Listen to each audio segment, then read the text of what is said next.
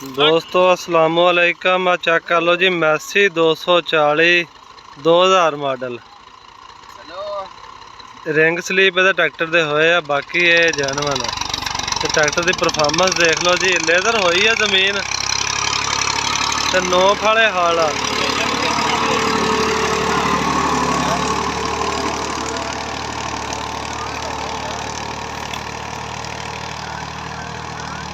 कमाद बीजन लगे आ बेली ते उधर कमाद टुकी जाती है लेबर ते इधर आ हल वगी जाते हैं।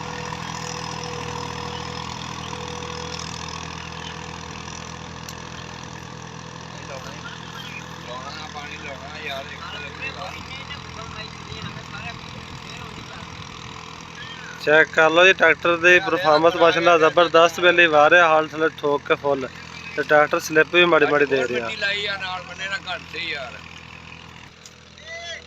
तो साहब कमाल आही बस बिजना बस बस लोग खत्म करी जाते, तू एवं बिजी जाना।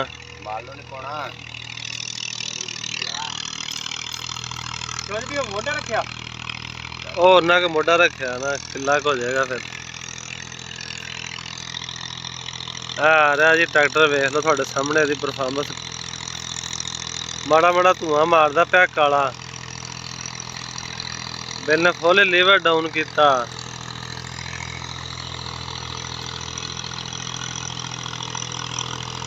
चेक कर लो जी मैसी 240 दोस्तों शहजादा ट्रैक्टर आ।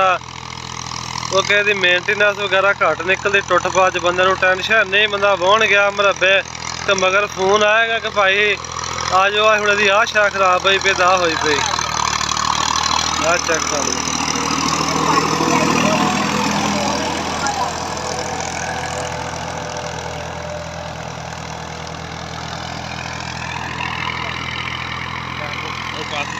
तुसी गन्ने चूप लो सीजन ते जांदी वारी दे।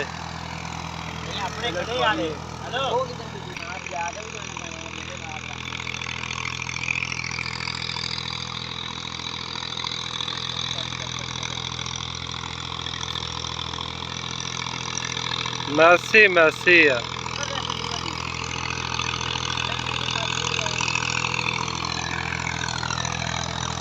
चेक कर लो जी ट्रैक्टर की परफॉर्मेंस तो हाल भी पहले चंगे ठोकी आंदा, जमीन लेदर हुई आ,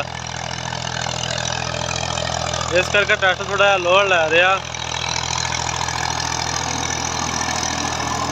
पाड़े तो छड्डी जाना उस्ताद तू, आ वेख लो जी चेक कर लो।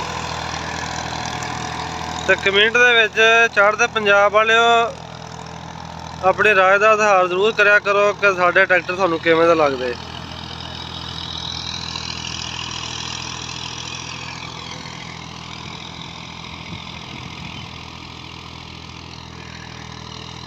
पुराने मॉडल नवे मॉडलों नालों ज़्यादा जबरदस्त आ। नवे मॉडल तो कोई ना कोई काम पाई रखते हैं, पुराने जड़े ढीठ ट्रैक्टर